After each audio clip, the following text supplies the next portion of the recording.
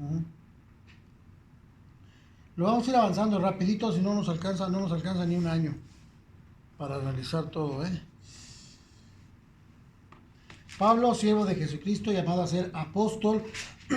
La palabra apóstol ha perdido su significado entre tantos connotaciones que le quieren poner y todo eso. Finalmente no tenemos una definición. Los teólogos han determinado que no hay una definición específica para un apóstol, ¿sí? Entonces entiéndase como un puesto especial, un puesto de autoridad, un puesto de reconocimiento, un puesto de honra, pero también un puesto de acción y de trabajo en la obra, ¿sí? No, porque el Señor estableció apóstoles y pues los apóstoles son enviados. Profe, pero bueno, es por parte de Dios, pues sí, apóstoles, ¿verdad? Pero aquí ya ve que en enlace, por ejemplo, que el apóstol Maldonado, o sea, a ellos, ¿quién les dice que son? Que son apóstoles o qué características especiales deberán tener para poder ser llamados apóstoles. En otra iglesia donde yo acudía, el pastor organizaba visitas de jóvenes a varias iglesias y en una de ellas que visitamos estaba el pastor que habíamos conocido por no sé 10 15 años y ya estaba muy viejito. Entonces su hijo toma el puesto de pastor y el pastor entonces, no se murió, ahí estaba vivo, no es el apóstol. Entonces le dan un puesto así como de mucho reconocimiento. Era un actor intelectual de las cosas, pero no ejercía toda la acción del ministerio por la edad.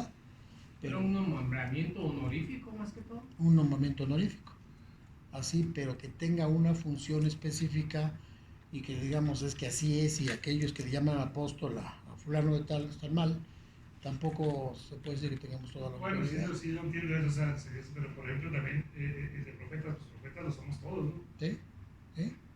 Efectivamente. Porque pues todos pues, hablamos, Todos podemos podemos hablar de lo que es del Evangelio de Dios, compartir la palabra de compartir la Dios al palabra. pueblo necesitado. Pero muchos dicen, no, es que él es profeta, ay, a ti quién te ha dicho que tú no eres. Exacto. Ahora, una definición que yo manejé por años, lo menciono, fue que apóstol era el grupo de personas que vieron a Jesucristo en el tiempo que estuvo aquí en la tierra y funcionaron como parte de la iglesia después de que Jesucristo resucitó. Lo cual me satisfacía, pero actualmente ya no, porque En la iglesia de Pedro, que fue la primera, sería. sí, en esa iglesia. Pero pues no, porque hay gente que lo vio y después se ¿Es convirtió. bíblico que hayan, después de los 12 apóstoles, es bíblico que hayan más apóstoles?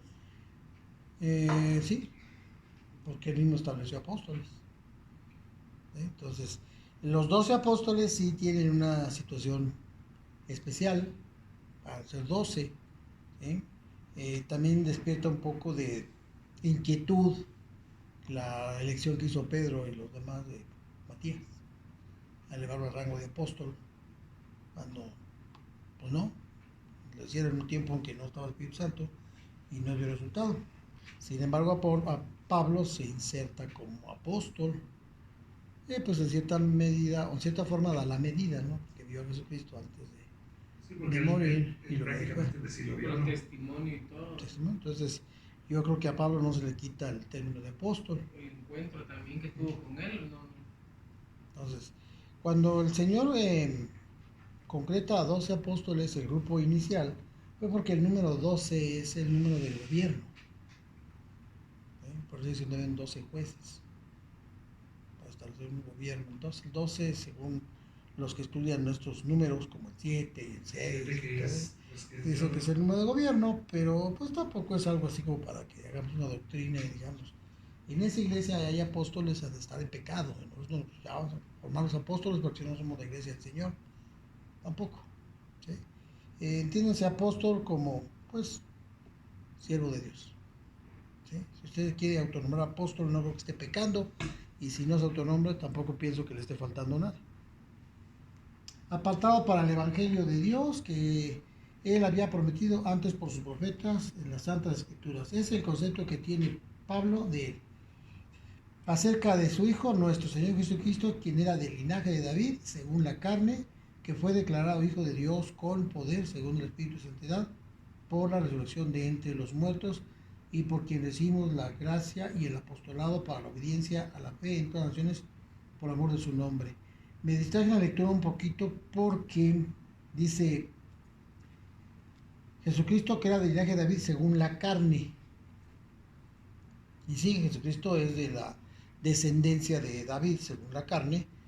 Sí se ajusta a toda esa secuencia genealógica, pero escuché una expresión otra vez, nomás que no la he confirmado ni la estoy compartiendo como para que ya la tome como una doctrina, pero me mencionaba una persona que Jesucristo, siendo Dios, se hizo hombre y se quedó como hombre, y que ahorita sigue siendo Jesucristo hombre. ¿Y dónde? En allá donde está en la presencia de Dios, pero sigue siendo Jesucristo hombre, que esa forma de hombre que adoptó ya se le quedó. Y pues yo la escuché en internet. No puedo decir de quién, ¿verdad? Pero pues, yo me quedé analizando. Pues es mucho afirmar eso, a lo mejor él tendrá sus bases para afirmarlo, pero de que Jesucristo estableció una genealogía según la carne, sí. Pero si él sigue como hombre, Pues si eso fuera también, entonces se pudiera decir que cuando lleguemos a la presencia de Dios, vamos a llegar como hombres. pues bueno, eso sí está, está de discutirse también o de Sí, analizarse, o ¿no? sea, así se pudiera interpretar, ¿no? Ujú. Pero otra cuestión es que cuando él se le apareció a los apóstoles, les dijo, tóquenme, y pudieron ellos realmente ver que sí estaba...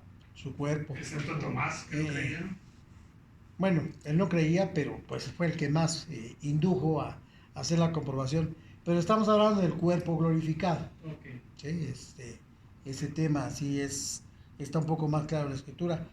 Pero lo que me sacó un poco así de balance es que Jesucristo vino siendo Dios, no se aferró a eso, sino que descendió y se convirtió en hombre.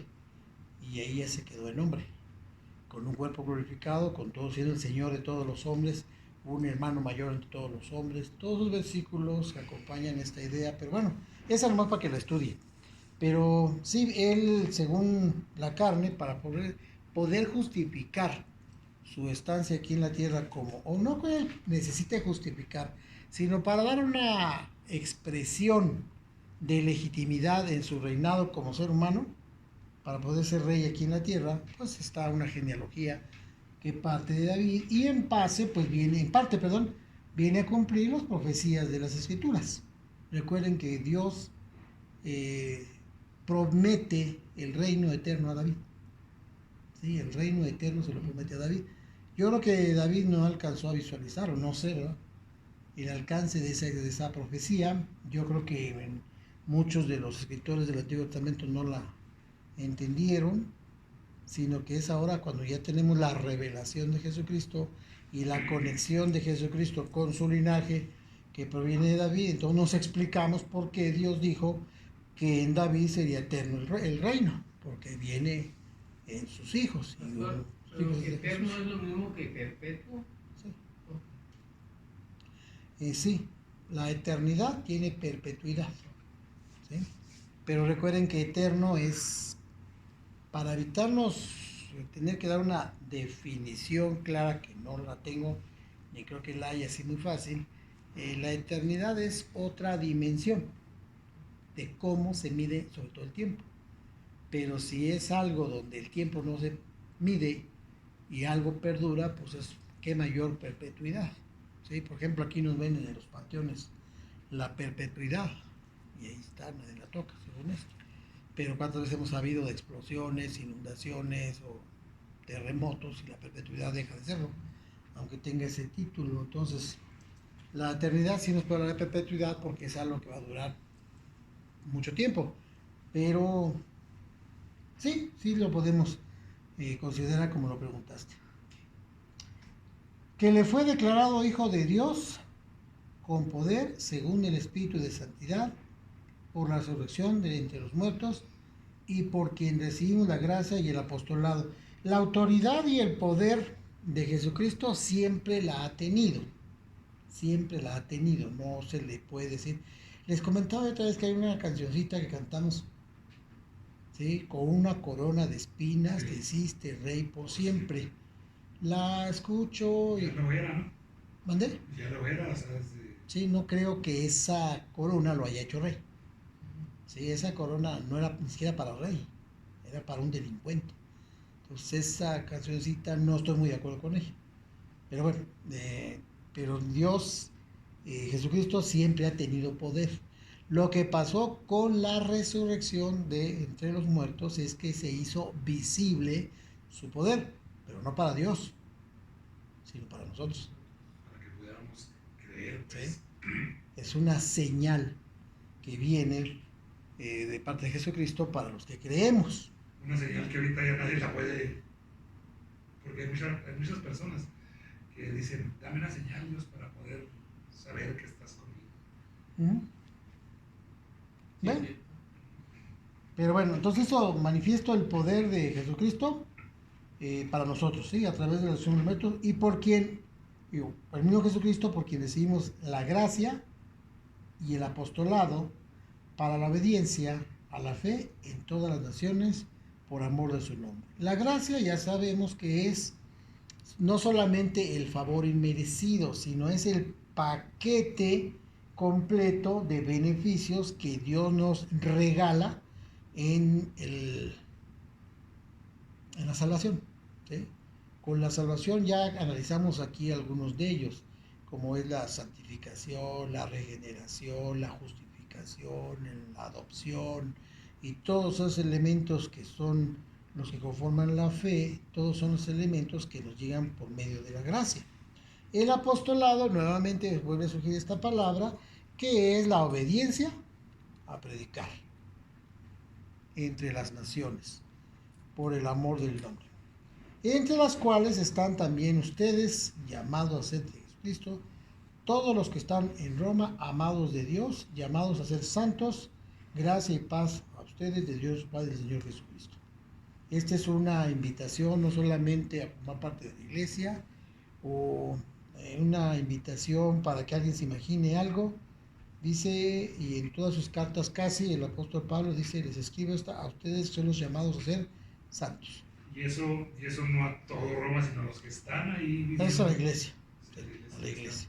¿Sí? A la iglesia que está en Roma, esa es la que está siendo invitada a ser santos.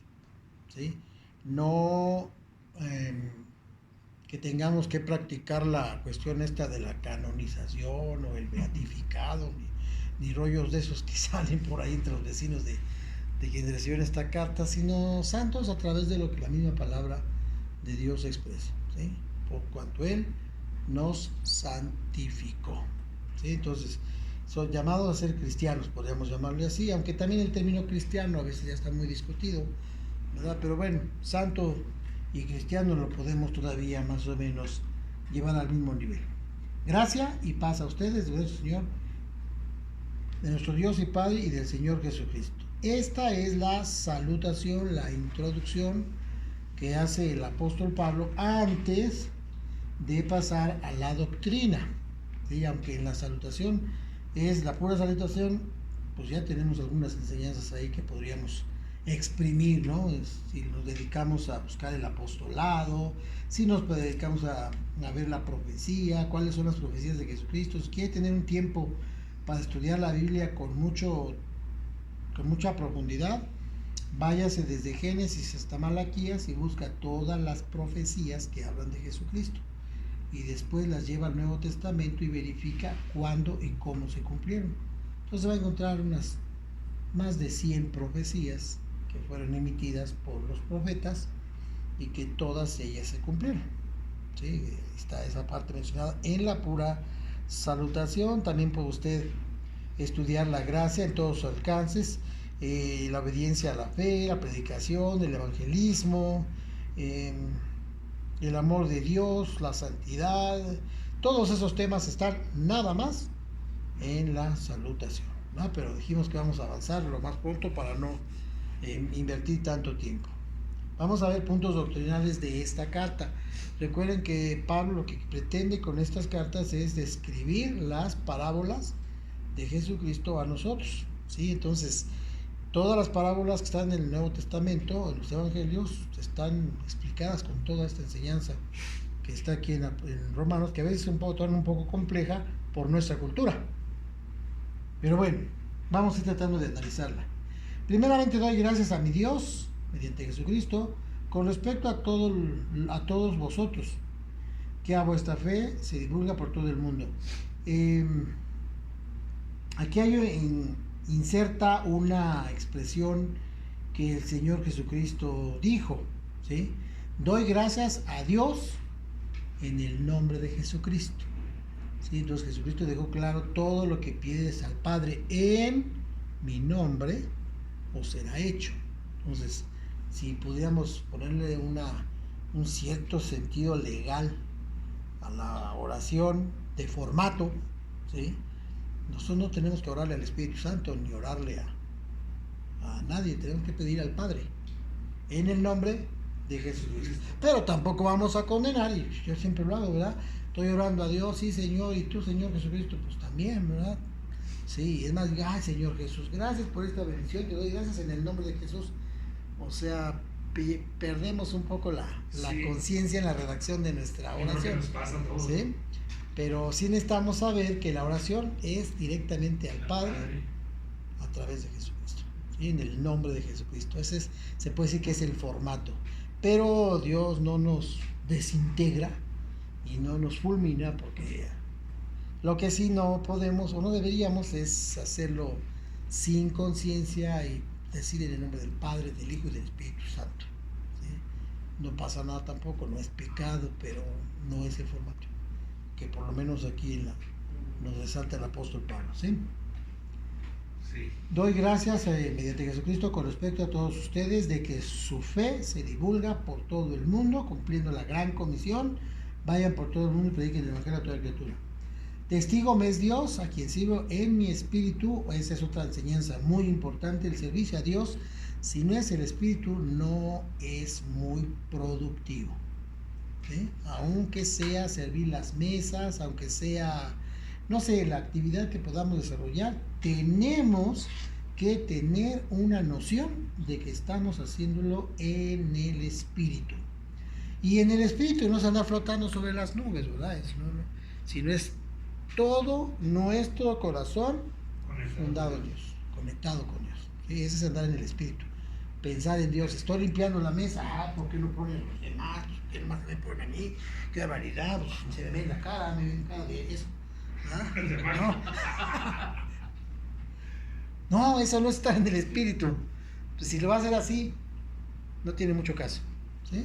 Déjale gracias a Dios que puede servirle, aunque sea en esa forma, y busque servirle de otras formas, en el espíritu, ¿sí?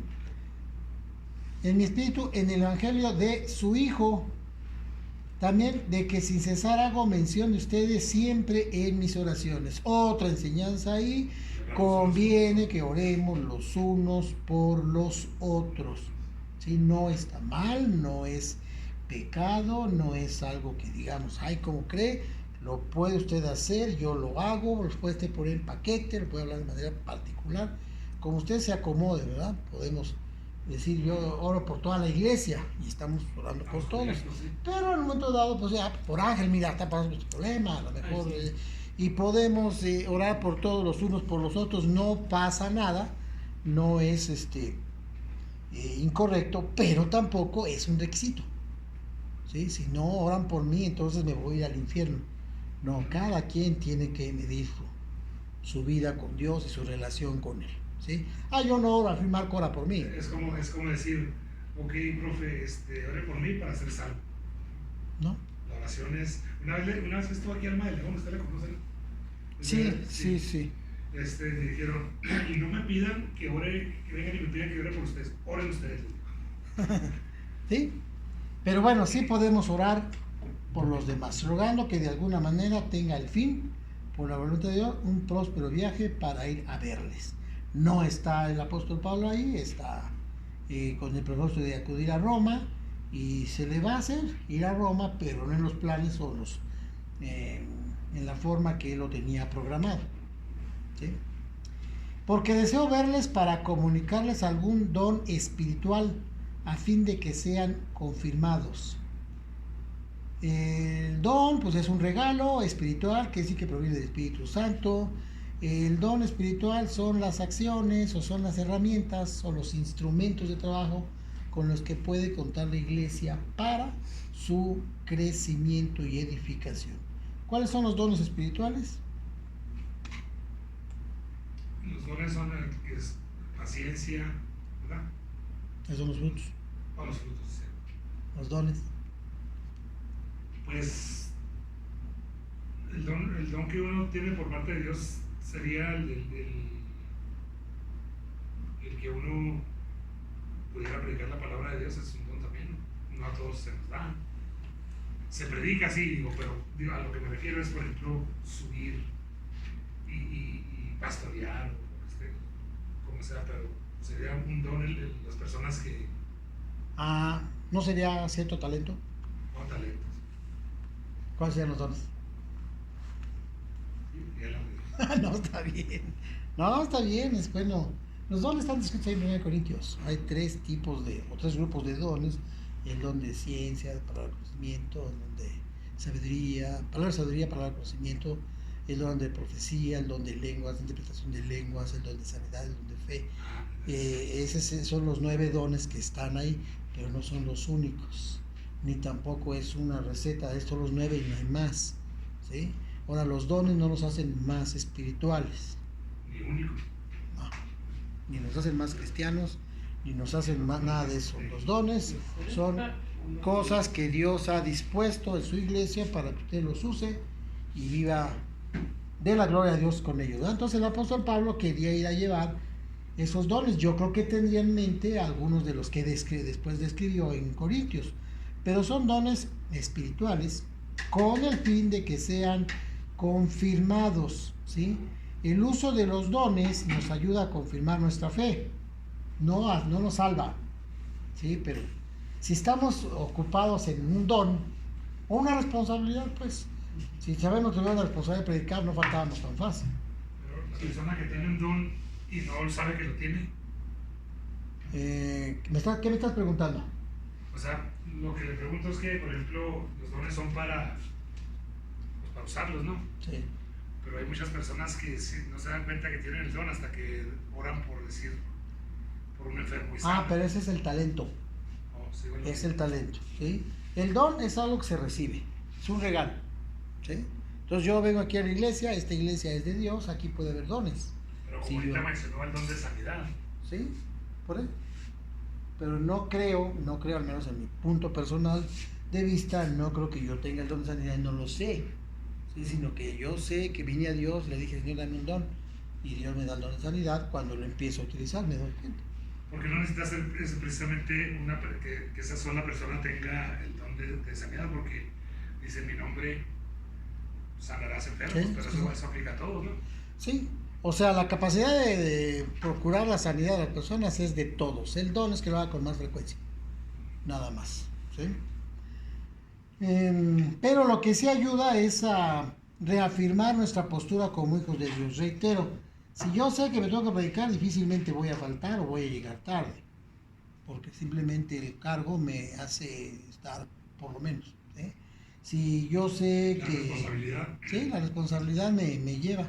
Si yo no tengo ninguna responsabilidad, pues a lo mejor tengo la opción de ir o no ir, ¿no? ¿Sí? Entonces los dones y las ocupaciones y los ministerios, pues son para que vayamos creciendo. Dígame usted. Pastor, mucha razón tiene Ángel en lo que dice, porque muchas veces nosotros o no nos damos cuenta que tenemos un don, o sí sabemos, pero no queremos comprometernos. ¿También? Puede ser. Porque eso ya es un compromiso, ya un compromiso implica responsabilidad, accionar, trabajar, implicarse, dedicar tiempo, que es lo que muchas veces hasta más nos cuesta. Sí, nada más que yo lo veo, digo, puedo estar equivocado, ¿verdad? De manera inversa. O sea, es hasta que yo empiece a trabajar, hasta que yo empiece a involucrarme, que yo empiece a asumir mi responsabilidad como cristiano, que yo empiece a predicar el evangelio, que yo empiece a servir a Dios, cuando Dios me va a decir, ten, para que te ayudes en este trabajo, ¿sí? No que yo tenga el don aquí en la bolsa y ande haciendo de pato, no hago nada, y algún día, ay, pues yo tengo el don, sí, lo voy a usar. me resisto un poco a pensar, pero bueno, Dios lo reparte como Él quiere. Claro, pero Sí. de igual manera yo pienso que las personas lo que menos quieren es un compromiso muchas veces. Ese sería otro aspecto de la carta que podríamos considerar. Tienes toda la razón, ¿sí? En México dicen, el dicho es que la carga es andar al burro, Sí, es cierto. ¿sí? Mientras el burro esté sin carga, pues a veces Voy lo a puedes poner un mover. ejemplo así, por ejemplo, hoy, que me tocaba traer la comida. Yo si no hubiera querido venir, no podía decir, no voy. Pues, es mi responsabilidad venir también, no nomás por ese alimento, sino por lo que aprendemos aquí, ¿verdad? Pero fácilmente a veces puede decir uno, no voy. ¿Sí? Es más práctico, pero sabiendo que tenías El compromiso, Sí. hay como que una confirmación del compromiso. Sí, ¿Sale? Esa es la idea que trato de.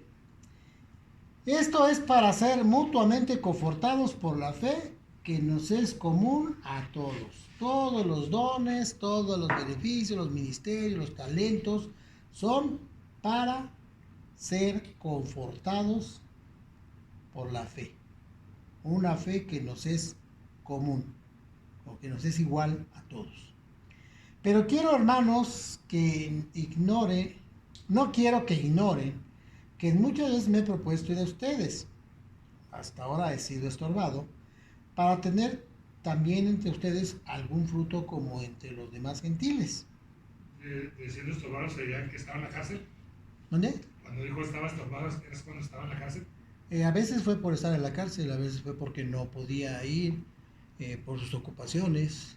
No siempre estuvo en la cárcel. Dice, pero hasta ahora ha sido estorbado. No había. Recuerden que para ir a Roma, la forma que lo pudo hacer es cuando ya fue que apeló al César. Entonces ya el Estado lo mandaba.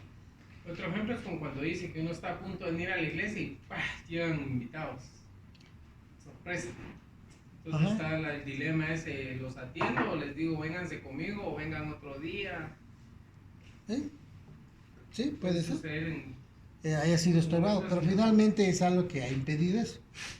Para poder generar ahí en ustedes algún fruto, que como ha sido en las demás iglesias. Recuerden que el apóstol Pablo es el principal promotor del evangelio a los gentiles, por eso se le puso el nombre del apóstol de las gentes, el apóstol de los gentiles. A griegos, a no griegos, a sabios, a no sabios, soy deudor. A griegos, a no griegos, a sabios, a no sabios, soy deudor. O sea, a todos. Esa es la vida de nosotros como cristianos. Si Dios nos ha dado la oportunidad de ser hijos de Dios, de haber conocido este sitio, podemos obtener la bendición y la vida de Dios, de inmediato nos convertimos en deudores ante aquellos que no tienen ese privilegio. Tenemos que ir a predicar ese evangelio. ¿Sí? Deudores somos si es que lo tenemos. Uno de los pasajes del Antiguo Testamento que destaca esto muy bien es cuando los leprosos fueron al campamento de los sirios y encontraron todo, buena comida, ropa, todo estaba muy bien ahí para ellos, estaban leprosos, y se comieron como nunca ellos habían comido en su vida, y a lo mejor se pusieron indumentaria que y dijeron, no, pues eso está bueno, ¿no? Y si había una camita por ahí, se echaba una pestañita, quién sabe. Hasta que llegó el momento de reflexión, dijo, no es bueno lo que estamos haciendo, porque aquí nosotros tenemos todo y allá hay gente que está muriendo de hambre. Y entonces se sintieron deudores y fueron, ¿sí? avisar. A avisar de la Fue bendición. cuando Eliseo había profetizado, ¿verdad? Fueron a dar cumplimiento a una tremenda profecía emitida por Eliseo en medio de tanta oposición.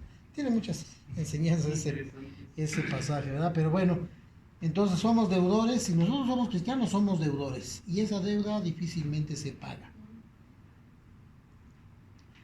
Deudores. El 15, sigue el 15. Así que en cuanto a mí, estoy dispuesto, pronto es dispuesto, a anunciarles el Evangelio también a ustedes que están en Roma. La iglesia. En Roma, o sea, antes de esta carta no había sido predicado el Evangelio, ¿verdad? Sí. ¿O se había sido? Sí. Recuerden que la persecución fue el motor de expulsión de los discípulos para que salieran a predicar el Evangelio. Los discípulos, no los apóstoles, o no el grupo de los 12. Porque me confundí un poquito aquí donde dice, así que en cuanto a mí pronto estoy anunciados el Evangelio también a vosotros, como si nunca se los hubiera anunciado. Pero no porque es una iglesia. Si es una iglesia que está en Roma, es una iglesia que ya está establecida en Roma, ¿sí? Entonces él va a predicarles más evangelio a esa gente que está en Roma, ¿sí? Entonces hubo gente como Esteban, como Felipe, ellos son los que menciona la Biblia, pero no sabemos cuántos salieron, ¿sí? Cuando Dios permite la persecución, no manda, porque nosotros hacemos un estudio, luego se va por estudiar un domingo, que ya estamos tan acostumbrados a decir que Dios manda lo malo.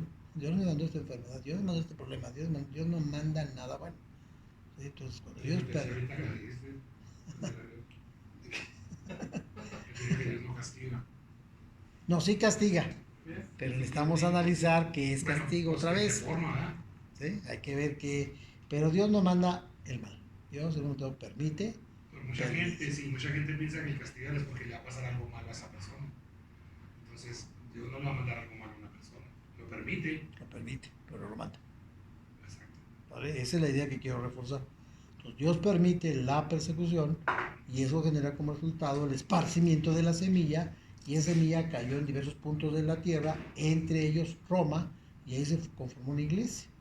Es como decir ahorita que Dios nos está castigando con este coronavirus. No, está permitiendo algo. Lo que nosotros como iglesia deberíamos estar bien apercibidos es qué propósito hay detrás de esto. ¿Qué detrás de esto? ¿Sí? ¿Cuál es el propósito que Dios tiene pensado? Y eso Dios nos revela a nosotros. No se lo va a revelar al presidente de la República, ni a su cuerpo de médicos especialistas, ni a los grandes políticos de todo el mundo. Ellos no saben, ellos viven con su banderita de ignorantes. Los únicos que estamos facultados para tener revelación de Dios somos nosotros. Sí, porque pues, en la segunda palabra vemos que dice Dios que todo obra para bien. Entonces lo permite porque algo bueno viene. Algo bien. Entonces, nosotros debemos estar bien apercibidos en eso. Desde luego no por eso faltar a las normas de precaución, ¿verdad? Decir, yo soy Superman, ¿ven? Eso ya nos salimos de ser cristianos. ¿Vale? No me avergüenzo del Evangelio porque es poder de Dios para salvación a todo aquel que cree. A todo aquel que cree, al judío primeramente y también al griego. Porque por el Evangelio y la justicia se revela por la fe, para fe, y como es escrito, el justo por la fe vivirá. El apóstol Pablo en este preciso versículo está implantando, ¿sí?, el Evangelio en las dos culturas. No la está trasplantando o llevándosela, quitándosela, quito a los judíos y se la doy a los gentiles, y ahora ustedes gentiles ya quieren, y ustedes, a lo suyo vino y lo suyo no recibió. Vaya que tenía versículo bíblico, ¿verdad? A lo suyo vino, a lo suyo no recibieron, ustedes a los vino ya son hijos de Dios.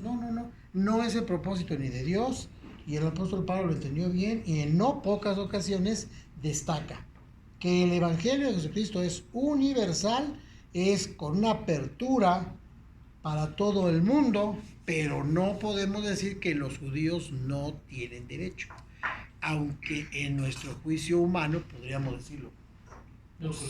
Sí, lo perdieron, sí, pero ahí estaba analizando esto precisamente anoche.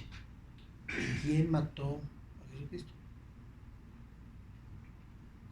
Pues yo creo que por lo que hemos aprendido, él se entregó a sí mismo. Sí, él se entregó. Pero ¿quién lo mató? Hay muchas formas de verlo. La religión. La religión. Pudiéramos, o sea, una gente también muy, ¿cómo se dice? Muy religiosa, pudiera decir, lo matamos nosotros. Bueno, ¿sí? Y no precisamente religiosa, es una persona que tenga conciencia de que nuestras acciones lo matan también, ¿verdad? No precisamente religioso, pero está bien. Mataron los romanos. Porque los judíos no podían hacerlo, por ley. ¿Y de quién viene la ley? De Dios. Entonces la ley de Dios impide que ellos cometan ese crimen en el área física. Como si un sacrilegio. Exactamente, pero sí lo hicieron en el área ideológica. Pues ellos son los actores intelectuales. Dios lo tenía pues, planeado, ¿verdad? ¿eh?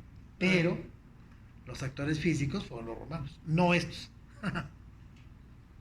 sin el ejército romano. Entonces, este versículo tiene muchas enseñanzas, si profundizamos en ello, ¿sí? Es poder de Dios para salvación a todo aquel que cree, se destaca la importancia de la fe, pero dice primeramente al judío y también al griego.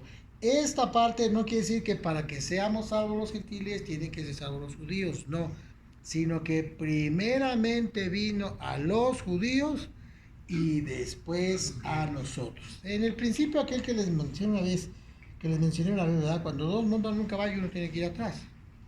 Entonces la estrategia de Dios fue implantar su iglesia y la implantó en el terreno judío, pero no era exclusivo para ellos. El plan de Dios no estaba dispuesto así para los judíos. El plan de Dios está revelado en Abraham. Vamos a ver más adelante. En Abraham dijo, en ti, que no eres judío, serán benditas todas las familias de la tierra. Entonces, va a ser una red de salvación que incluya a todos los países. Pero pues él tuvo una estrategia y la implementó. En su punto de operaciones fue Israel. ¿Sí? Y ahí trabajó, pero no quiere decir que sean los únicos. Ya está comprobado, ¿no? Sí al judío, pero también al griego.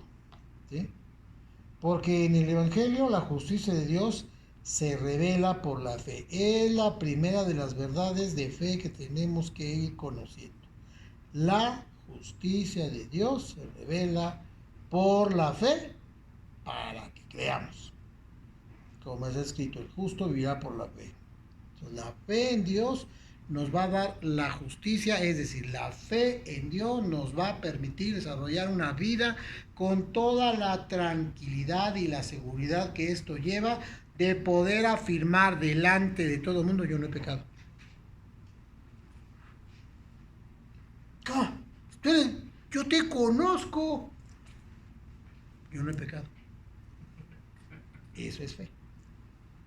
No solamente que quede en lo ideológico, en lo idealístico, allá, en lo filosófico, no, es que no. La fe verdadera es la que nos lleva, como seres humanos, que hemos puesto nuestra fe en Jesucristo, que podamos decir, pues ustedes dirán lo que quieran, pero yo me siento que no he pecado nunca. Esa es la justicia de Dios. Esa fe nos lleva a esa justicia para que vivamos en fe. La justicia de Dios se revela por fe para vivir en la fe. ¿Por qué? Porque el que fue justificado de esa manera y a ese nivel, pues tiene que vivir ese nivel. Si no, no. ¿Sí? Si nomás utilizamos la fe para ingresar al marco de los santos, y ya que según yo tengo esa salvación, la gané el 28 de agosto de 1949, ¿verdad? Entonces ya tengo esa fe y ya empiezo a vivir una vida lejos de la fe y hacer lo que a mí mejor me parece, eso no sirve. Entonces se cree por fe, se recibe la justificación por la fe, no para otra cosa, sino para vivir en fe. Porque el que es justo, vive por fe. ¿Sí me explico en esta parte? No está divorciado, no podemos separar la fe en Jesucristo y el estilo de vida que yo llevo. ¿Sí? No se puede. Si yo adopto la fe de Jesucristo y vivo con ese beneficio, que es tremendo, ¿verdad? Yo no he pecado delante de Dios, Dios sí me ve, si yo creo. Es lo más importante, que Dios me ve como que yo no he pecado, si yo creo en Dios. Usted puede decir que no, si yo lo he visto, usted puede ver mi vida pasada, pero si yo volteo a Dios y yo lo veo, Él me ve como no he pecado. Pero esa relación que yo tengo con Dios, esa característica, esa iluminación, no sé cómo describirlo, eso que me une a Dios en ese nivel de justicia, es mi obligación para vivir una vida en fe. ¿Cómo se puede vivir una vida de fe? La fe viene por el oír. Y Y el oír, sí está, me gusta y el oír la palabra, pero si no dice. No, pero, o sea, el oír. El oír viene por la palabra. Es decir, yo no voy a serme cristiano obediente al Señor hasta que yo oiga a Marco que me predique. Digo, que venga Ángel y me predique, porque la fe viene por oír la palabra. No, Señor. Yo estoy en ese ámbito de fe con Dios, en ese nivel en donde Él no me ve con pecado alguno, ¿sí? Entonces yo adquiero un compromiso con Él de vivir por fe, y esa fe la voy a encontrar en mi trabajo de escudriñar la palabra, y la palabra, ¿sí?, me va a permitir oír a Dios. ¿Sí? Porque la fe viene por el oír, y el oír porque me he metido a la palabra. He estudiado, Jesucristo dijo, escudriñen la palabra, busquen en la palabra, ¿sí? Que haya conocimiento, dice el apóstol, de la palabra, porque esa relación tuya con la palabra es la que te va a permitir seguir oyendo a Dios. ¿Sí? No podemos decir que oímos a Dios y no tenemos contacto con la palabra. No, es muy, muy difícil, ¿verdad?, que usted llegue a la iglesia y oiga a Dios. Ahí está oyendo a un predicador que predica mal, se le traba el asunto, ahí está hablando y usted está oyendo a Dios y dice, con eso es suficiente, y me voy todas las semanas, o 2 semanas, si no vengo el próximo domingo, o 3 semanas, y ya Dios tengo una relación con Él, ¿no? No, porque el corazón de Dios está reflejado, pues, en la Escritura. ¿Sí? Pues el que tiene la verdadera relación con Dios así tan estrecha, que es decir, Dios me ve como no he pecado, es que está desarrollando una vida de fe. Y la vida de fe se manifiesta con el estrecho contacto que tiene con la palabra. Es decir, la palabra es el motivo y el motor de toda su vida.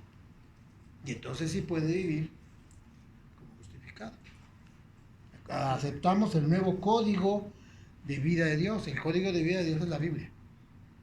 ¿Sí? No, Dios no nos ha dejado así como se dice, al garete, ¿no? Como se dice, a la deriva. Ahí, está bien, ya son salvos, ahí se la llevan bien y se cuidan, como es nuestra costumbre. Ahí después se cuida. ¿Y qué quiere decir que se cuida? Cuídense mucho. Muy natural que lo decimos, ¿verdad? Dios no nos manda así. ¡Hey! Se cuidan. Ahí le dejo ese camino para que anden él. Si usted no se aparta ni a diestra ni a siniestra, le va a ir bien. Pero si usted no hace caso, ¿sí?, no obedece mi palabra, pues entonces olvídese. ¿Sí estamos de acuerdo? Sí. Entonces, el justo vivirá por la fe. Eso es vivir de acuerdo a la palabra. O sea, ahí entra el término de la permanencia. Permanencia en la palabra. ¿Sí? Muchos términos. ¿Y quién decía esa palabra permanencia? ¿Quién lo decía todo eso? Jesucristo. Ustedes son mis discípulos si hacen lo que yo les digo. Si mi palabra permanece en ustedes y ustedes permanecen en mí, entonces va a haber fruto. O sea, se va a dar por hecho, va a ser visible que viven en la fe. Porque la vida de fe no se manifiesta hablando. La vida de fe se manifiesta por obras, por frutos. ¿Sí? Entonces, y eso lo dijo Jesucristo, lo está tratando de explicar Pablo. Sí. Vamos a hablar de las sociedades. Porque la ira de Dios se revela, se hace visible desde el cielo contra toda la humanidad, o sea, la impiedad y la injusticia de los hombres, que detienen con injusticia la verdad. La ira de Dios se revela, se hace visible contra aquellos que de manera impía e injusta detienen con injusticia la verdad. Y esto decimos, mire, la ira de Dios se revela contra los que detienen la verdad, y pobre de aquel, y pobre de aquel, no.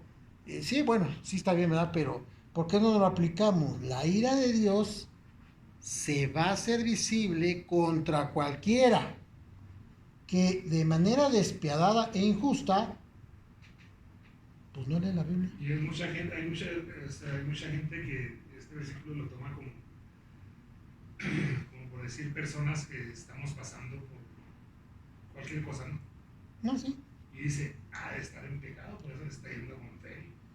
Pero una persona que ha madurado en el conocimiento de Dios ya deja esos pensamientos de parvulitos. Porque eso ¿eh? es nomás el ir, no aprender, sino juzgar. El estudio que estoy armando va sobre ese punto, ¿sí? Vamos a emprender, vamos a aprender. Marco tiene un problema.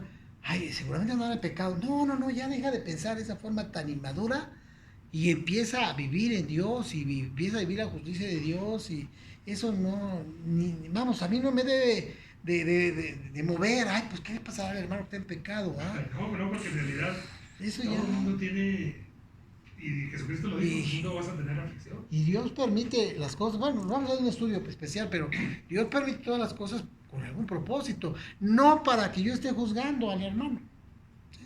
Aquí yo lo veo más de esta forma. La ira de Dios va a ser visible contra aquella persona que de manera impía, o sea, sin piedad alguna, y de manera injusta, detienen de manera injusta la verdad, o sea, los que no leen la Biblia, Teniendo el material. teniéndola. El que no lee la Biblia, que no escudriña la Biblia, que no vive conforme a la Biblia, el que no da a conocer la Biblia a través de su conducta, el que no manifiesta, el que no, dice la Escritura, huele a conocimiento, a Biblia, está deteniendo la verdad. El simple. El simple, el simple, está deteniendo la verdad.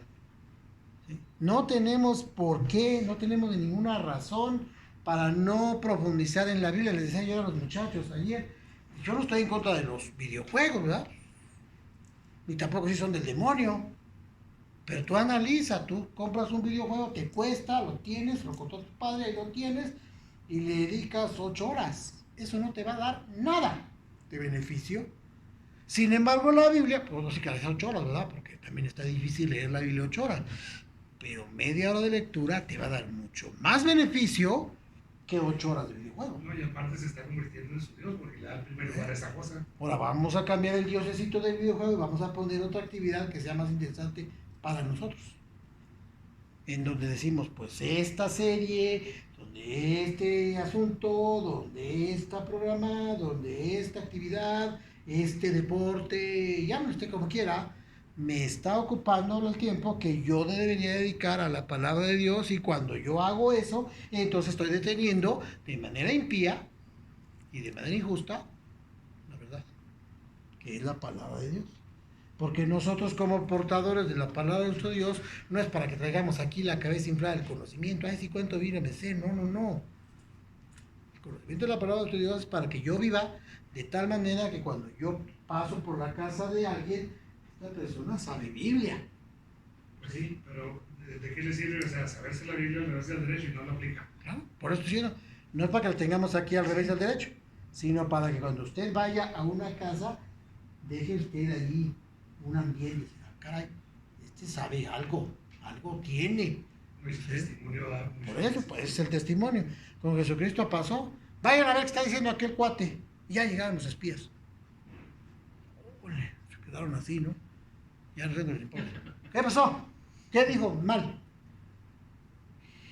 Nunca habíamos visto a nadie que hable con la autoridad con que ese señor estaba hablando. Ya vamos a ser cristianos. Cambiamos de... Oiga, pues fueron impresionados por la palabra de Jesucristo. Sí, con la seguridad de que Esa es la cuestión. Entonces, el cristiano maduro deja de tomar la Biblia como una ametralladora y dice, a ver, esta, para usted porque andaba en pecado. Esta otra, ¡pum! Para allá porque... No, no, no, es para acá. Si yo no atiendo el manejo de la escritura, que es la verdad, entonces estoy haciéndome acreedor a la ira de Dios. Y la ira de Dios es un tema muy importante en este capítulo completo. sí, porque ahí va, ahí te da una serie de cosas. Sale. Porque lo que de Dios se conoce les es manifiesto, pues Dios se lo manifestó. Porque todas las cosas invisibles de Él, su eterno poder, su deidad, se hacen claramente visibles desde la creación del mundo, siendo entendidas por medio de las cosas hechas, de modo que no hay pretexto alguno para decir dónde está Dios. Los cielos cuentan la gloria de Dios y el firmamento denuncia la obra de sus manos. Si usted abrió los ojos el día de hoy y puede respirar en este ambiente de coronavirus, es porque Dios tiene misericordia de usted y le revela de manera visible que Dios le dio la oportunidad de que durmiera toda la noche y que respirara aire de Dios. Además Darwin no entendió. ¿Nomás él? Digo así, No hay pretexto. No podemos decir, aquí es donde los mal llamados ateos se resbalan y salen desfasados. ¿Sí? Es que existe el aire, La ira, el aire, el aire. Sí, claro. ¿lo ves? No. No lo veo. Entonces, como no lo veo, no existe. Sin embargo, el aire se revela de millones de formas, de tal manera que no podemos dudar, o sería necio dudar, que el aire existe. que se lo espera por muerto. Es como un ejemplo que yo leí que me impactó muchísimo, de las personas que rebaten la Biblia y todo. Dice, no, dice un doctor, yo he abierto miles de cuerpos, dice, y nunca he visto el alma. Entonces la otra persona le dice, bueno, le dijo, ¿tu madre te ama? ¿Tu madre te amó? Digo, sí, le dijo yo, pues si tú la partes en 1000 pedazos, vas a ver el amor que ella tenía por ti, le dice. Se quedó como que lo dejó, Sí, es cierto. Mudo. lo dejó frío, porque pues, son cosas que no se ven, pero que existen. Son reveladas, como dice ahí, son reveladas a través de lo visible. Sí, entonces, esta carta es tremendamente poderosa en esa parte, porque sí hay gente, pues si Dios existe, muéstramelo. Pues es que Dios no está para eso, o sea, no alcanzamos a conocer la deidad de Dios. O sea, imagínense, yo quiero poner a Dios así como de, ¿qué le gusta? Unos 500 metros de altura, ¿no? A ver, Dios, si eres tú de más. Pues, ¿quién soy yo para estarme? Y eso que lo puse pequeño. Pues ¿Sí? es que, o sea, y mismo Dios dice, o sea, nosotros nos movemos por fe, porque sabemos que Dios existe. Sí, Y mismo Dios dice, bienaventurado el que no vio y creyó. sí, que somos nosotros. ¿Sí? Sí, entonces, pero si vivimos por esa fe, entonces tenemos que movernos por esa fe. Es decir, si tenemos la vida por esa fe, tenemos que dar esa fe, ¿sí? Y no tenemos que hacer una imagen de Dios, mire, es que Dios es así, se va a poner de esta manera. Y para hacer atractiva la clase, va a poner a Dios así bien peinado. No, eso no es Es necesario. un altar de eso. No, Debemos dimensionar a Dios cuando dice que ni los cielos contienen su no. gloria. Sin embargo, todo lo que existe nos revela su poder, su deidad. ¿Sí? Lo hacen claramente visibles, siendo entendidas por medio de las cosas hechas, de modo que no hay excusa. Y no hay excusa, o sea, no hay pretexto, con esta expresión escrita en la poderosa palabra de Dios, en la palabra que pasa, que no pasará, en la palabra que seguirá siendo eterna, Dios es externa, ahí subrayado, no hay excusa, o sea, no hay quien pueda quedar disculpado de no creer. ¿Sí? Todos pecamos, todos tenemos la oportunidad de creer, algunos deciden creer, otros deciden no creer, pues ese es asunto de cada quien. No hay excusa porque no puede decir, es que a mí no se me dijo, es que yo no sabía que había Dios, es que a mí nunca me hablaron, es que a mí nunca me predicaron. Y hay algunos amnésicos que sí, aunque les hayan dicho a veces, pues no, a mí nunca me dijeron. Es más, otros desafiantes dicen, a mí Dios no me va a condenar, porque si Él dice que me va a condenar porque yo no lo obedecí, pues a mí nunca me dijeron de Él.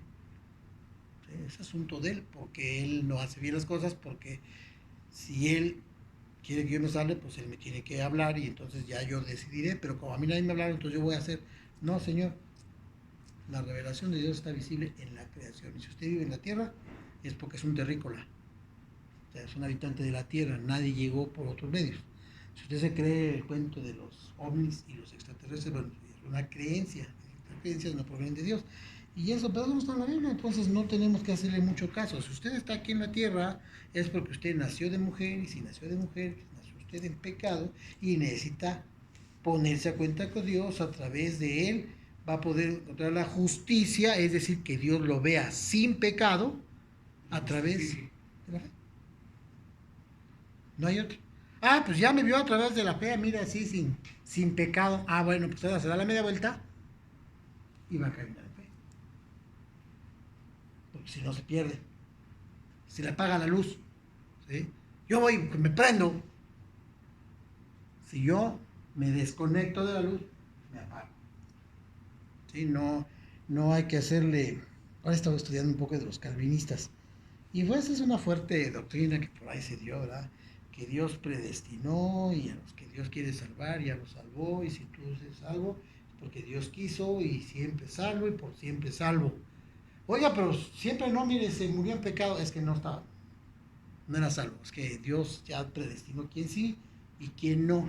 Esa es la idea que se avienta por ahí. Los que dicen, profe, que dicen, los calvinistas. Que ya soy salvo porque la escritura dice, es salvo tú y lo será tu casa, ¿no? No, esa es otra extensión, pero esta doctrina habla de una predestinación, que Dios, como lo sabe todo, Dios ya dijo, ya está un destino, pues. Y la idea del destino es que usted va a llegar a ese punto. ¿Sí? Usted nomás déjese vivir así como va, y de todas maneras, usted haga mucho, va a llegar ahí porque es su destino. Esa es una especie de calvinismo. Dios no hace eso. No, porque si eso fuera, ¿para qué predicar el evangelio entonces? Si hubiera predestinación, yo pienso que no tuviéramos albedrío. No, lo mismo que está diciendo, ¿para qué nos albedrío? Entonces Dios hizo todo lo necesario para ser salvos. Tampoco podemos decir, pues yo voy a ser salvo si yo quiero, porque Dios hizo el 100% de la obra para que nosotros seamos salvos. Lo único que tenemos que nosotros es aceptarlo o no aceptarlo. Y es nuestra voluntad la que la determina. ¿Sí? Entonces, si yo vivo con Dios, si yo estoy con Él, y si yo vivo en la fe, sigo conectado. Si yo me despego de lo que la Biblia dice, automáticamente me desconecto y quedo fuera de la gracia de Dios. Por eso, no sé, esta persona que dice que la salvación no se pierde. Entonces, ¿para qué nos manda? Cuiden su salvación con temor y temblor. Como dice que el 21, se envanecen los corazones y ¿Sí? razonamientos y corazones entenebrecidos. Entonces, en los dos pecados que tratamos de... Porque hay un montón de pecados ahí abajo, ¿eh? No, sí. ¿Sí? Ira, mentira, y dando culto a criaturas, inmundicia, concupiscencia. Esos no son los pecados que está marcando el apóstol Pablo como sobresalientes. Como dijo acertadamente Joel, yo creo que usted también llegó a esa conclusión. Dios, habiendo conocido a Dios, habiendo conocido a Dios a través de la revelación, no le glorificaron como Dios, ni le dieron gracias, sino que se envanecieron sus razonamientos y su necio corazón fue entenebrecido. Aquí le vamos a dejar el día de hoy con esta seria advertencia. ¿Sí? Es muy seria. La salvación de los cristianos está en riesgo si no aprendemos a honrar a Dios como a Dios. Y glorificarle y darle gracias. Y si no le damos gracias. Porque a veces, como lo hemos platicado, nosotros pensamos que a veces nos levantamos y ya por costumbre vamos a trabajar. Pero sin darle gracias a Dios que amanecimos ese día, ¿verdad? Y a veces se nos hace como que lo merecemos, o sea. Sí, lo tomamos tan normal. Si Dios como merecedores de ellos, sin necesidad de uno dar reconocimiento. Si Dios todavía estoy aquí es porque no cumplo mi propósito. O sea, son unas maneras erróneas de pensar, ¿verdad? Pero hay muchas cosas por qué darle gracias a Dios. Pero es importante que lo hagamos todos los días. Sí, bien claro. dijiste. Sí, es resetearnos. Al amanecer, yo procuro ya hacer un hábito. Señor, ya amaneció. Gracias, Señor, que estoy vivo. Sí, yo también. Primero. Yo sé que estoy vivo en tu misericordia y en tu eternidad, ¿verdad? Pero que estoy aquí en este planeta para seguir haciendo algunas cosas, lo que tengo propósito. Y de ese agradecimiento se derivan muchas cosas. Gracias porque puedo estar, o sea, porque estoy vivo y puedo hacer el bien. O sea, hay muchas formas de agradecer, pero no lo hacen. El viernes estábamos viendo las ofrendas, ¿sí? Pusimos aquí varias, me acuerdo, y puse hasta abajo agradecimiento. Esa es una de las primordiales ofrendas que tenemos que hacer para que sean válidas las demás. Si no somos, damos gracias, las otras corren riesgo de no ser auténticas. O también como la oración, cuando le decía al hermano que fue a orar, dijo, "No, si estás peleado con tu hermano, pues ve y arréglate con él también, ¿verdad? Si no, Sí, es equivalente o es parecido. parecido, sí. Pero bueno, ahorita lo que nos ocupa es la acción de dar gracias, no es nada más un gracias. Sí, porque hay muchas formas de dar gracias. La actitud del corazón. La intencionalidad. ¿Sí? Si ustedes en todos sus enfrentamientos, en todas las circunstancias que tengan que ver en la vida, con la relación con ciertas personas que esté bien o mal, o que tienen que hacer negocios y todo eso, traten de ver cuál es la intencionalidad de la persona. Aprendan esa palabra. Ahorita cuando llegó Marco, ¿verdad? Que no me acuerdo que preguntó, dije, falta ver la intencionalidad que tenga la persona al decir semejante cosa. Sí, entonces, aún Dios te bendiga. Ay, La me lo intención del dijo, corazón es muy... pero ¿cuál fue la intención? Porque la intención es la que revela nuestro cristianismo. Y lo que trae guardado en el corazón es... Esa es la intencionalidad. La intencionalidad es lo que traemos realmente guardado en el corazón. Entonces, la intencionalidad es cuando la palabra de Dios, por eso viene y penetra hasta dentro del corazón, porque se mete con las intenciones. Digo, y no tienen la manera de cuando habla del corazón apuntada, pero pues en realidad el corazón son los pensamientos. Son los pensamientos. ¿Vale? ¿Alguna otra duda, caballeros? ¿Y el bullying pasado dónde está en todo eso?